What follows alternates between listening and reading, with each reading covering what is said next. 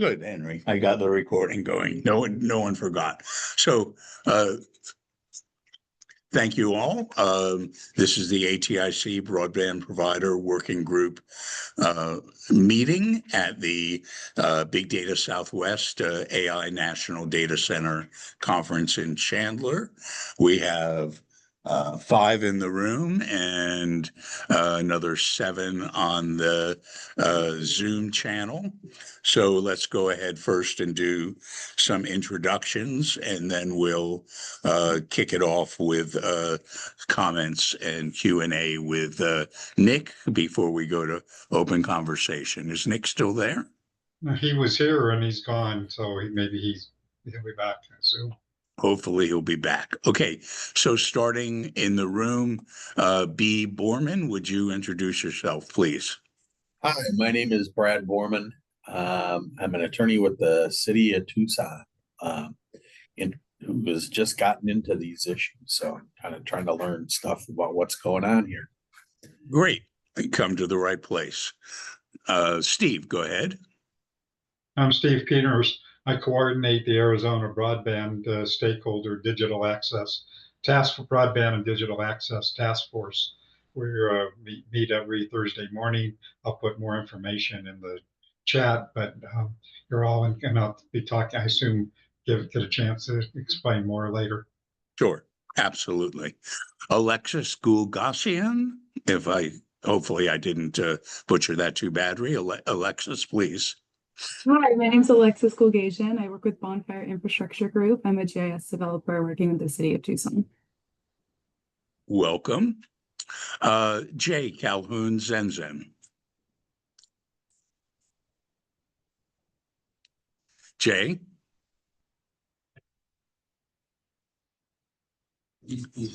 We'll come. He's still muted. We'll come back. Jerry Crow. Good afternoon. My name is Jerry Crow. I'm a board member of ATIC and retired private consultant for digital forensics and internet security. And I want to thank Steve and Mark are primarily responsible for this whole enterprise, keeping the information flowing. And I come mainly to gather information and keep up with what's going on. So thank you both. Welcome, Jerry. Josh Anderson from Bonfire, please. Yeah, hey everyone, my name is Josh Anderson. I work for Bonfire Infrastructure Group as well. We're contracted with the city of Tucson and supporting their fiber to the premises program. So excited to listen and learn today, and yeah, grateful to be here. Thank you. And then there's someone identified just as a Zoom user. Assume that is a live person. Would you introduce yourself if that's the case?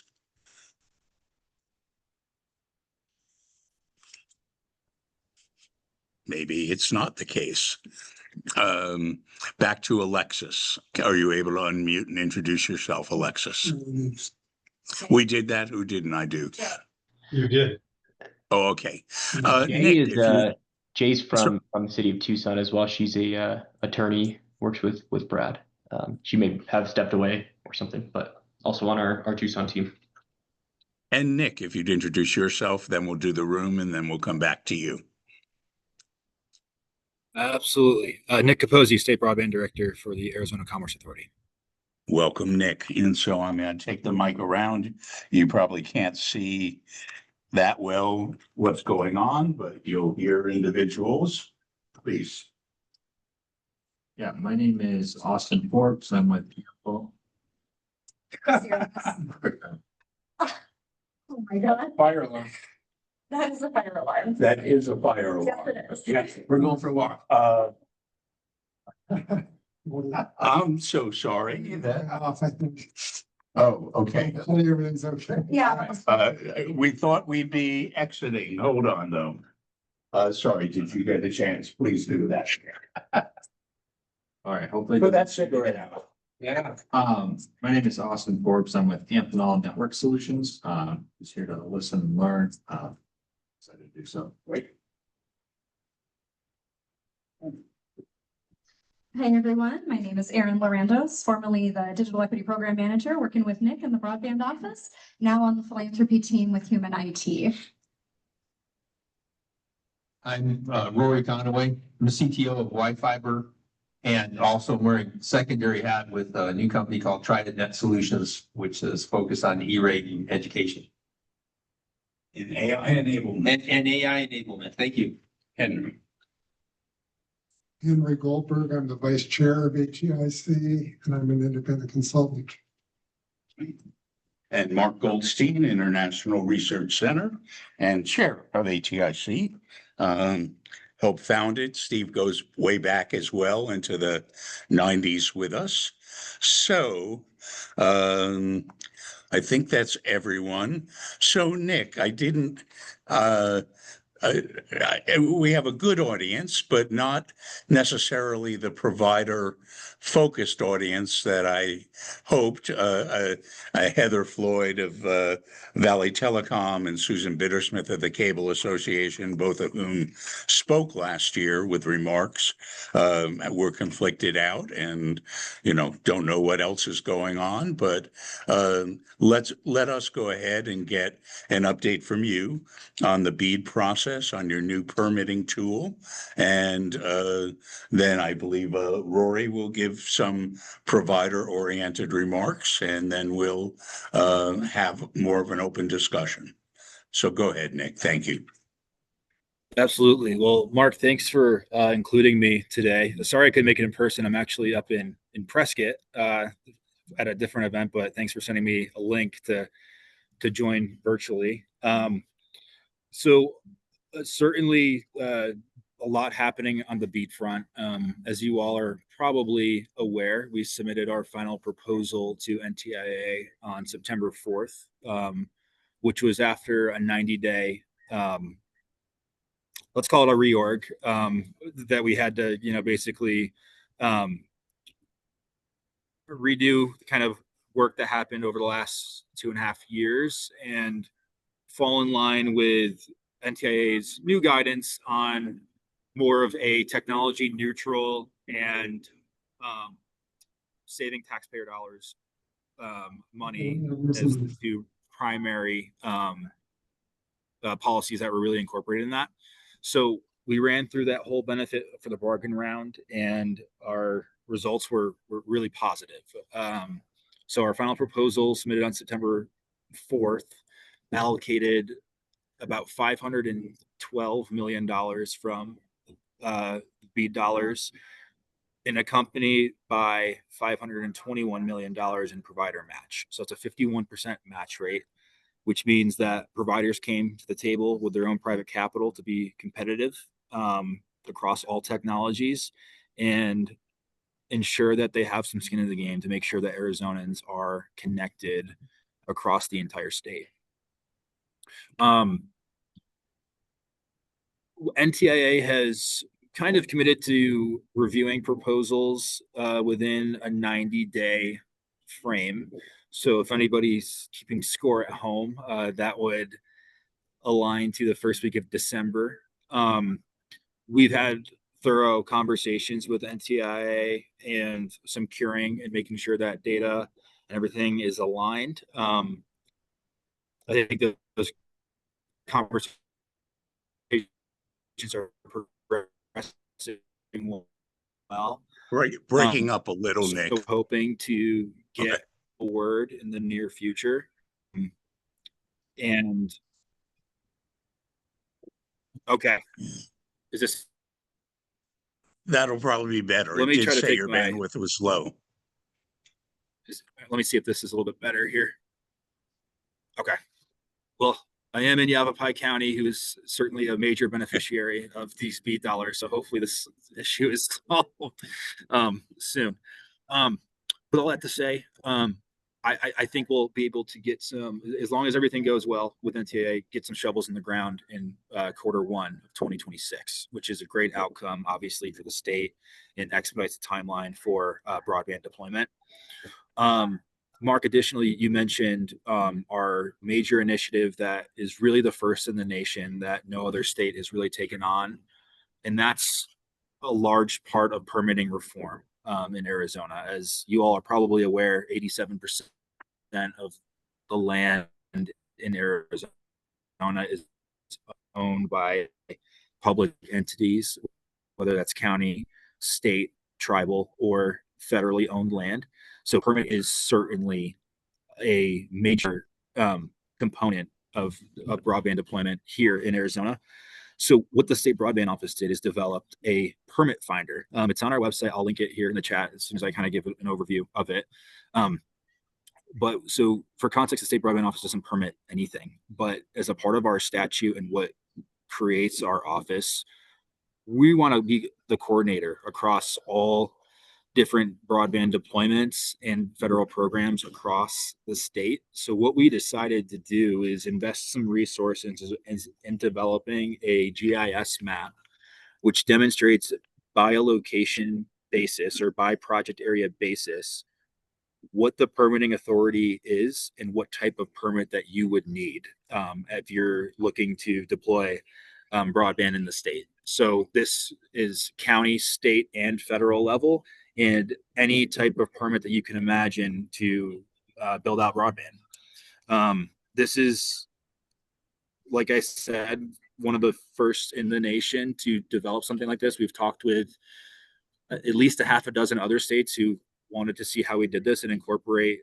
that in their own state. It's been received in really high regard by industry because the biggest problem we saw with permitting, from we've heard from both the permitting jurisdictions, authorities, and providers, is there's just a lot of information out there. And so what we wanted to do is consolidate that into one resource and provide as much information as we could up front.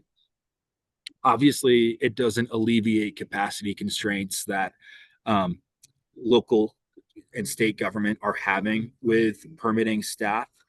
But when there's back and forth between providers and counties, or providers weren't able to fill out all of their permits to the satisfactory level, that's going to strain some capacity on our permitting authorities. So being able to provide all this information up front hopefully mitigates some of that back and forth, where we can quickly and timely get permits approved, so shovels can start getting into the ground.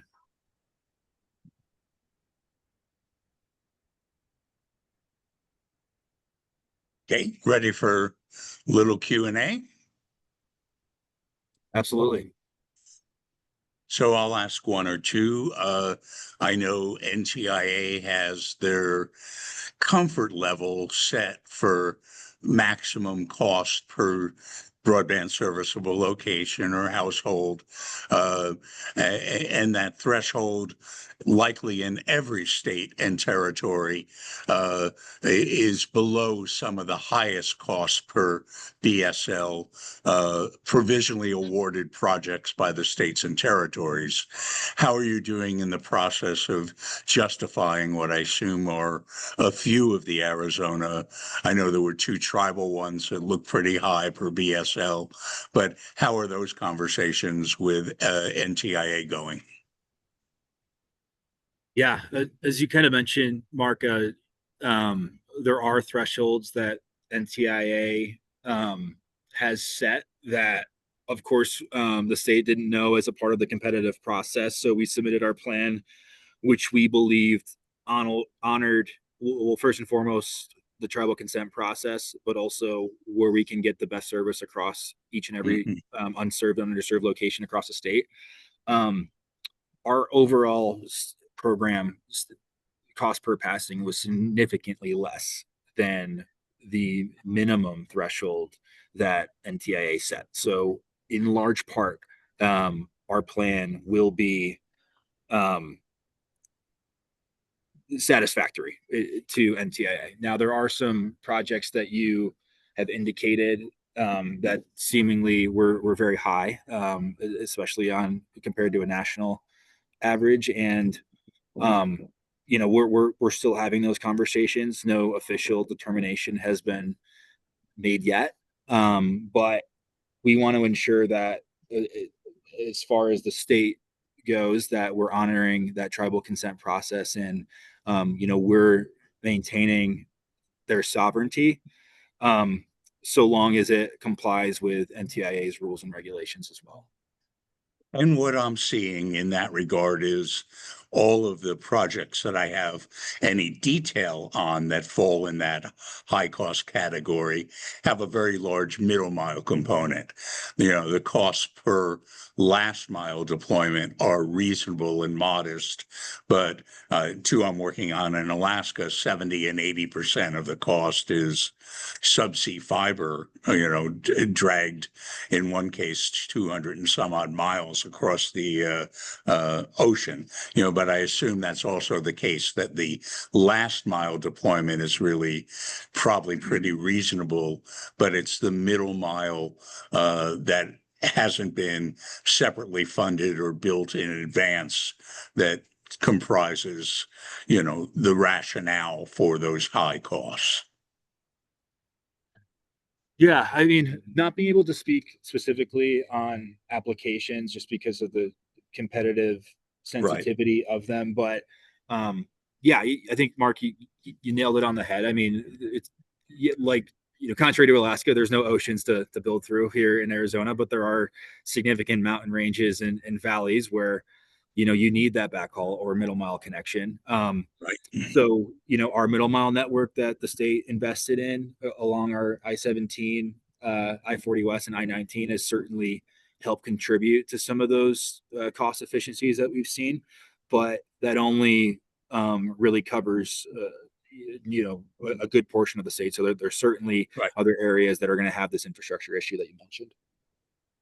And absolutely applaud both the middle mile plan, which I think was done in 2018, and the execution and funding of it since, but also you have your partnership with EX Squared that is building a portfolio of Zayo and I think APS and some other privately owned fiber into a brokered portfolio that is in itself a very good thing to maximize access and minimize friction in getting to that access.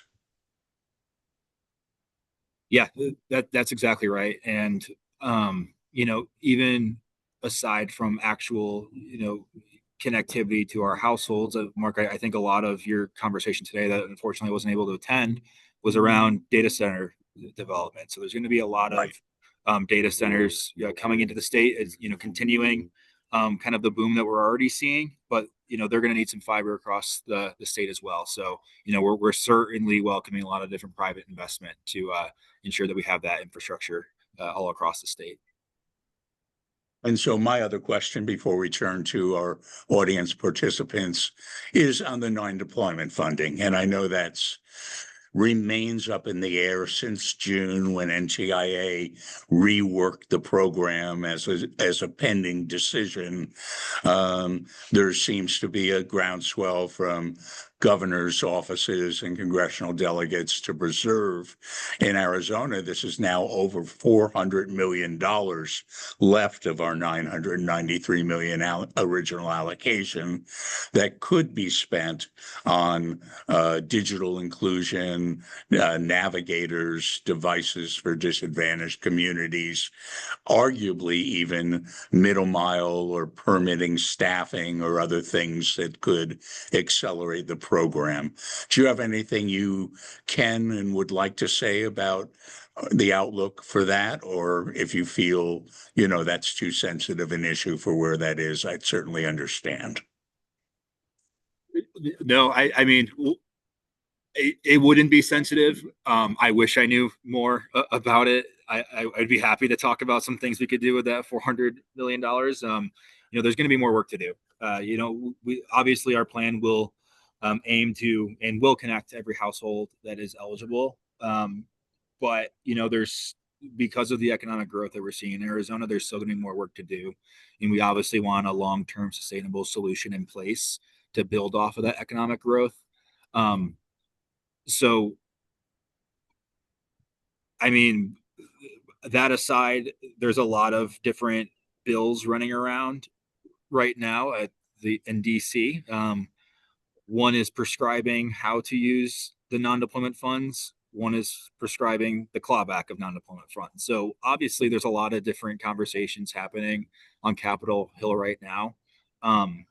But my guess is if I was a betting man, there are going to be some guardrails along how we could, or if we can spend these monies, and they're certainly going to be aligned with NTIA's priorities, and hopefully Sure. they align with Arizona's as well. Well, I think many others would welcome guidelines if it did mean that original congressional allocation was actually allowed to be leveraged and utilized. So thank you. Let me turn to the online participants, see if anyone there has questions or comments for Nick.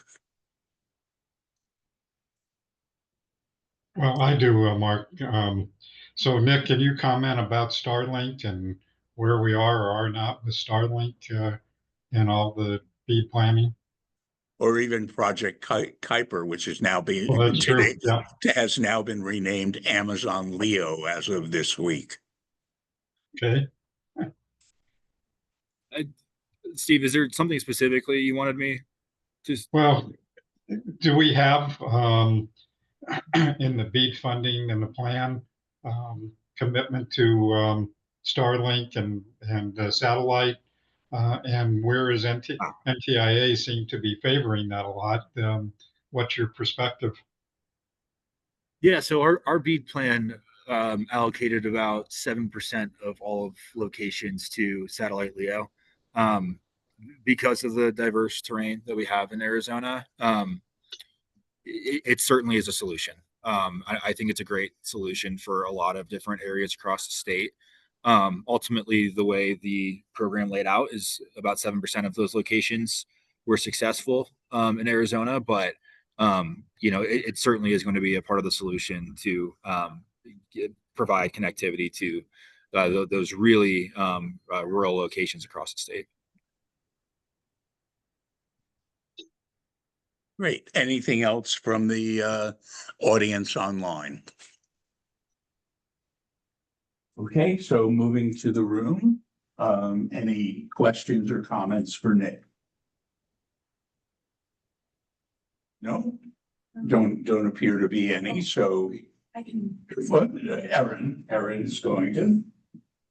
Hi, Nick. Nice to see you. Sort of. Good to see you. See your name at least. Going back to non-deployment just for a minute, and it's Sure. okay, if you can't talk more about this, but has there been any support from any departments on advocating around non-deployment? You made a really smart comment. It's like, we'd love to know what to do with it.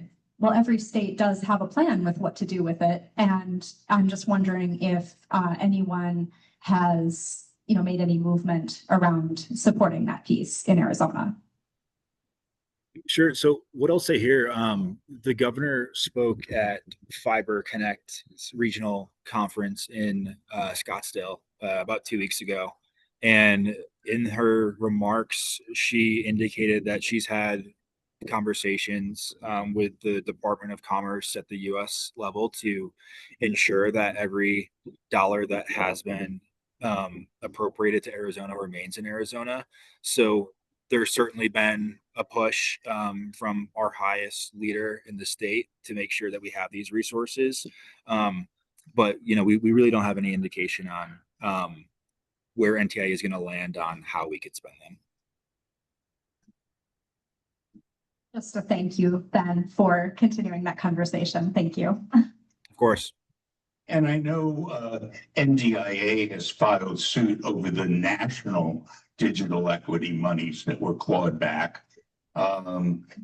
Competitive. Has Arizona or any of the states filed suit to try to reclaim the state? There was $16 million in a program that Erin was running when the money was clawed back in an RFP on the street. Is there any Arizona action, participation in lawsuits or otherwise for that? I don't know for a fact, Mark. I know Attorney General Mays has been vocal on this issue, but I'm not. I can't positively or negatively confirm that. Right. There's litigation I out think there. we might, I would probably be aware if there was actually an Arizona lawsuit that we were participating in. I know that there was a letter sent from the Arizona Digital Inclusion Network in support of pursuing a more specific lawsuit. I think one point to make with this is the current lawsuits don't specifically name DEA. They name all of All of the provisional correct. authorities, Yes. yes. Right, and there was definitely some Arizona awards, provisional awards in the National Competitive Grant Quite a few, Program. in fact, yes. So there's a lot of money hanging out there that was in the Infrastructure Act that we yet hope to realize the benefits of. And just before we close with you then, Nick, any comments about workforce development for the fiber deployment? We're hearing here today at the data center conference, and what I hear in the broadband universe is, we need people that can be out in the field splicing fiber and trenching it, the outside plant work. We also need people that can be managing those networks on the back end inside their firms. Any action, that the state is promoting or developing in the workforce front? Yeah, no, Mark, actually, thank you for bringing that up. So the governor created a Talent Ready AZ initiative last year, which really consolidated and coordinated across their entire cabinet to making sure that all workforce programs are speaking in unison, and then we're maximizing dollars that have already been appropriated from the state level. As a part of that, broadband workforce is certainly a component there. As you probably are aware from the BEAD funding, we're not allowed to invest those right now. It's tied up in the non-deployment discussion. But, the state broadband office does more than just BEAD deployment. We have other programs as well. So we're working really closely with our workforce team at the Arizona Commerce Authority.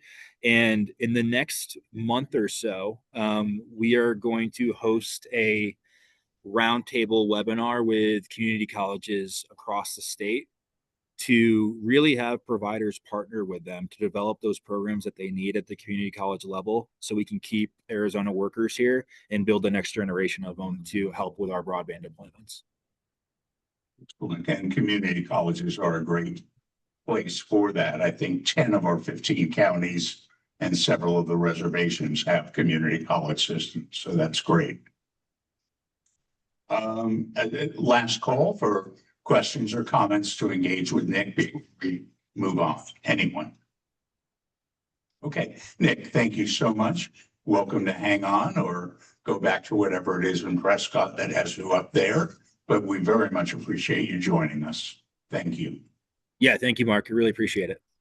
And then Rory, would you come and sit by my laptop so people can see you? Yeah. And make what comments you would care to. Concerning the provider's interests in, you were an abortive BEAD applicant, and I know you have some things to say about that, and that's fine. Well, but also just going forward. I thought we kind of discussed that already. Yeah, we have. We covered. So Nick, we weren't really thrilled about the process, the short time frame that was assigned for wireless analysis. Part of the problem was that the computer processing time to do the state of Arizona was literally out at 3 weeks. And obviously we weren't allowed 3 weeks. On the previous filings for the exempted areas, we unfortunately didn't get the same data from the same source until 15-20 minutes before the deadline. And then when we tried to file it, the website wouldn't take the files that we were uploading. And obviously, we ran into it. So we weren't thrilled on the result. So my question is, why was the wireless time frame so short compared to the time frame that was provided for fiber providers when the NTIA came back and asked for a review? So I'll answer the question on the wireless. I'm not sure which thing you're referring to for fiber providers having a different window, but the wireless providers providing evidence that was prescribed in the restructuring policy notice. So we just implemented that based off of those rules. And those rules gave you, in some states, it was actually 1 week. Arizona was slightly more generous at 2 weeks, but it still wasn't sufficient time to get the data together with the amount of information that was required, since it was a similar information to the fiber. Mark, am I clarifying that correctly? Well, just to be clear, there were really two windows. There was a pre RFP window where you were looking to remove eligible BSLs by declaration of coverage by That's correct. by fixed wireless providers. But then in the bidding process, there were then requirements on wireless for data collection that were different and more detailed and frankly more complex in Arizona than I saw in the several other jurisdictions that I was working. But you know, each broadband office and team, you know, had their own spin, and NTIA, you know, lack of specifics, I think, contributed to variations in states' approaches that were not probably for the best overall. I really think that NTIA should have been more specific in some of their expectations and processes for consistency, but I did want to just point out that there really were two windows. No, you're correct. Well, the first window was the exemption. Right. And we actually literally could have exempted 52,000 more BSLs across the state. We couldn't get the filing to go up to the website. And so that was kind of a problem, and it was in the format requested, but the website wouldn't receive it in that deadline time. So we were highly disappointed in that to begin with. And then, you know, then we had the second portion, which was even more complex. Well, let's move on. As a provider who is now part of a, you know, you started as Triad Wireless. Right. You built that business, but you rolled up into Wi-Fiber with several other Arizona and non-Arizona providers into a much larger operation. Does this permitting database, have you looked at it online yet? Not the one for Arizona. We received $200 million in BEAD funding with a 75% match in 3 other states. And so right now, that's the majority of our focus. Arizona, we're actually reevaluating the wireless coverage that we're doing because obviously newer technologies came out. So we're going to still be overbuilding our own infrastructure with newer equipment. So it's not really in Arizona. It doesn't really matter to us anymore. Our focus is on the BEAD projects we have in other states. Understand. We couldn't, by the time Triad was sold at the end of February, there wasn't sufficient time for us for Wi-Fiber to look at Arizona as a viable BEAD option. We literally had, we tried, but we had consultants that were unable to meet the deadlines at that point. That was just too late. Yeah. So beyond that, going forward in Arizona, are there things that would make providers' lives easier? You know, I know permitting and perhaps some of NTIA's moves on workforce, you know, unionization or other fair labor practices, and you know, and there's a de-emphasis on some of those issues. There's an environmental clearance process that NTIA is trying to drive for much faster. So Nick, you'll be using a portal and data service of NTIA's in clearing environmental work as well, won't you? Yes, I think you're referring to the ESAPT tool, ESAPTT from the NTIA developed. Is that right? Yes. Yep. So that will from our BEAD subgrantees, they're going to submit their permitting plans and NEPA requirements to us, and then we submit them to NTA on their behalf. Great. Anything else, Rory? No, I think that's good. Nice to see you, Nick.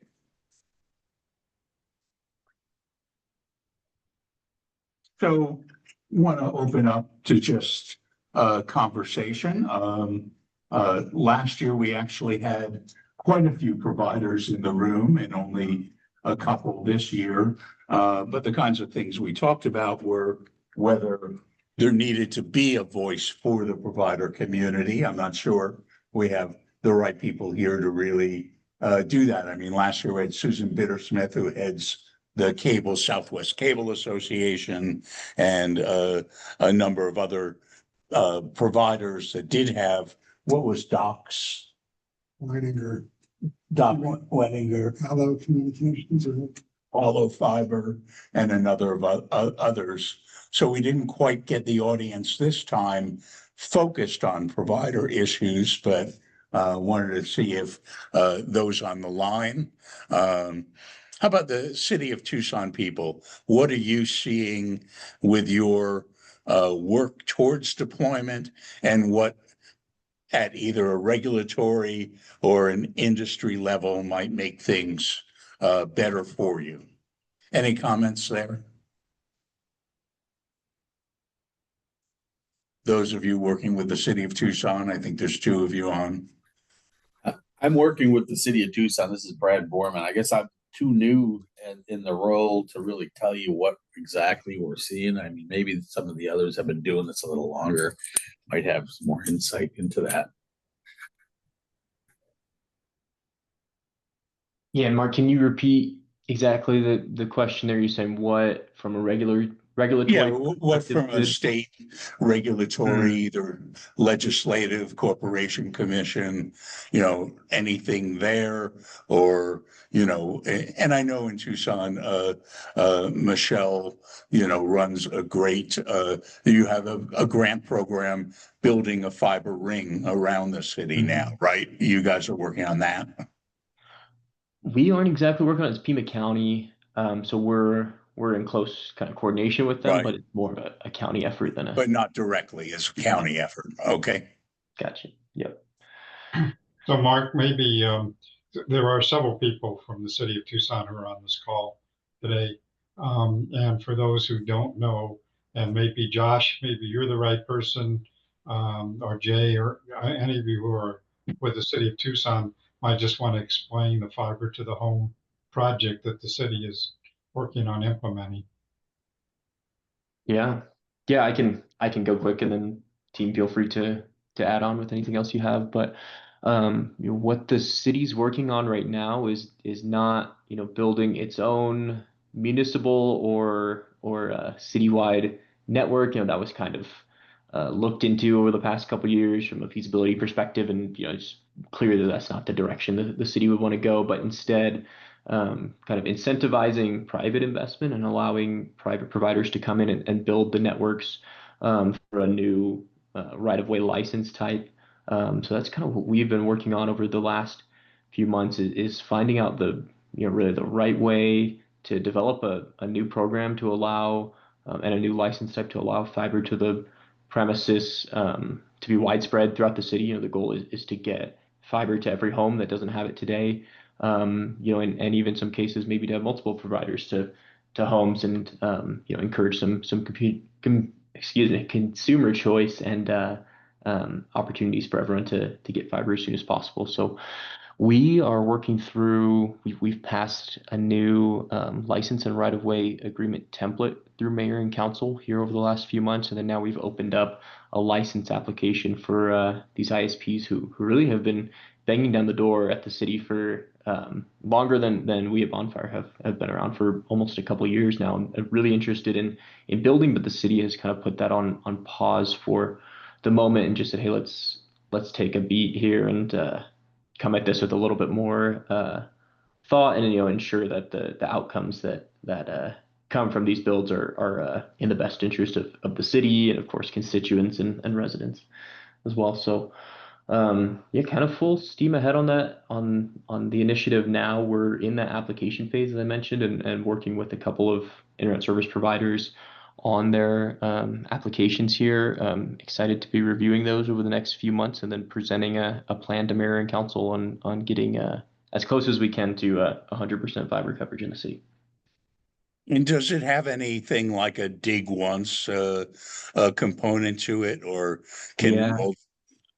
Yeah, sorry, go ahead, Mark. No, please go.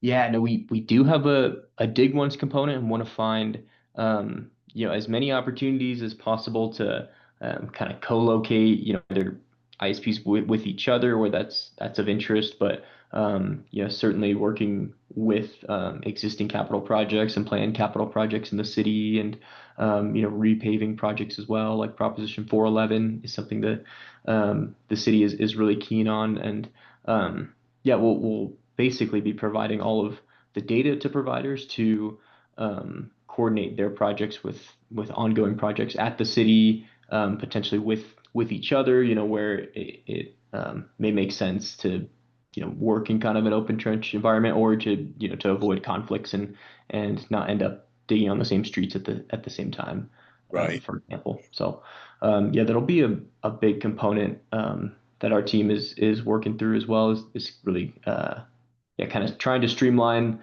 provide all the data to the ISPs possible, and really give an easy button as they look to deploy quickly. Excellent. And then are you finding providers are leaning it all towards an open access middle mile where they would be a carrier of carriers? Or does it look like the people that deploy the fiber want to be the exclusive ISP over the fiber they deploy?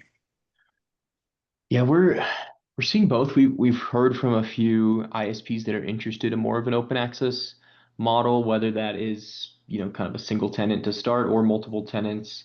Say the majority are looking at more of a vertically integrated model. Potentially, you mentioned working with maybe like Pima County's middle mile. Looking to definitely leverage public infrastructure that's going into the ground. Also speaking with ADOT about some of their projects in the area, and that's going to be something we really encourage providers to leverage and to make a part of their plans. But seeing a mix, I'd say more folks are leaning towards single tenant, vertically integrated type models, but some also considering open access. Not surprising, but good. Thank you. Anything else from the city perspective that you care to mention?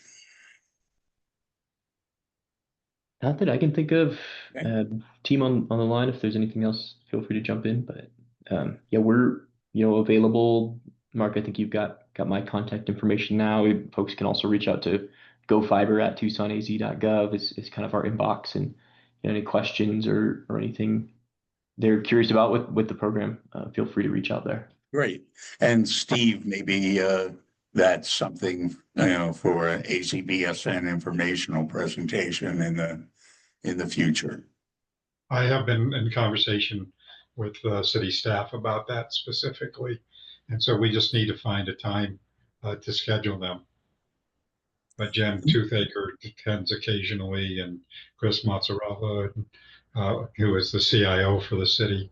So I have been in touch with them about arranging to have a presentation. Great.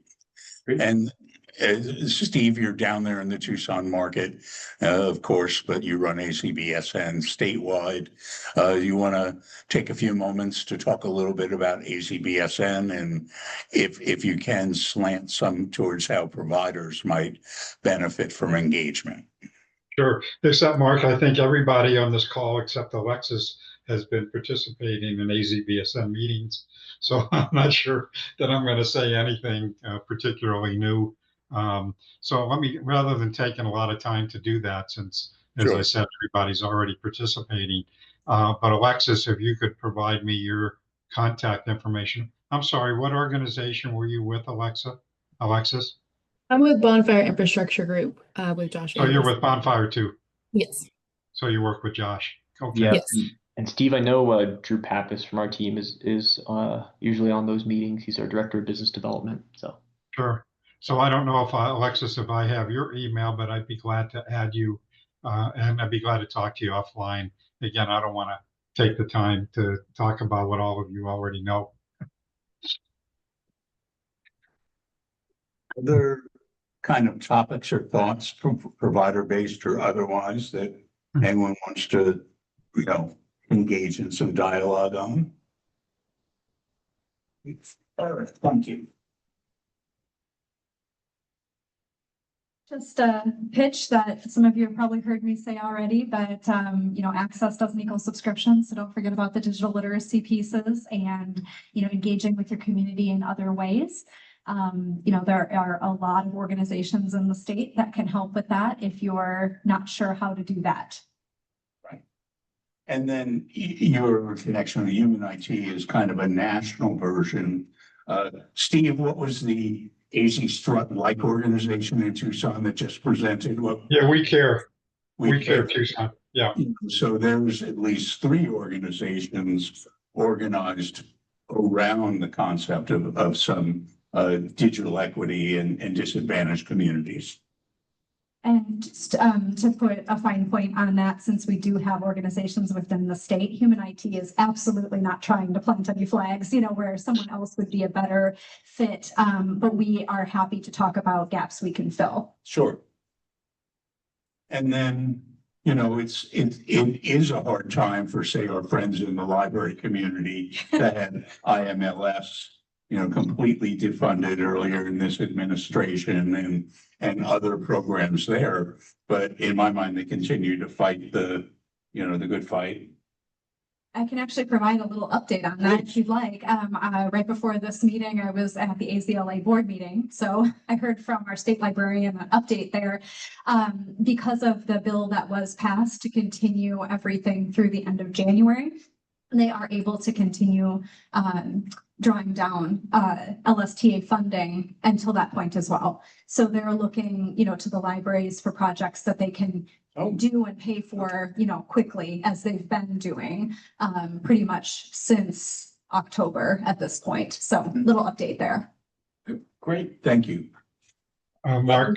Yeah, go ahead. Yeah, Mark. So I'll just mention one thing that, and I've talked about this before and have been delinquent in getting it together, but I do want to do I don't know if it's just a workshop or an AZBSN meeting to talk about community-owned networks.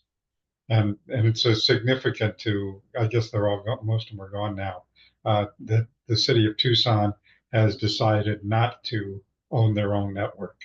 And I think they got burned a couple of years ago on a network, and that was a citywide Wi-Fi network. Yes, indeed. And so for a while they were really gun shy, but I think they've decided that that's not the direction they're going to go, is to own their own network. So what you heard from Josh earlier. Right. Thank you. So we seem to have run our course for the day, unless there's we've been at it for an hour or so. I'll kind of bring us to a close unless anyone again has additional comments or things to discuss. So, okay. Well, thank you all. Thanks for coming out here physically and online and virtually. Sorry about the little slow start with the technology struggle on the audio side, but I think we made it work. So, great. Mark, I think you've had every year you've had that problem. So I am going to find a way to stop recording. Oh, there. So, there, pause, stop. Thank you. Are you sure I want to stop recording to the cloud?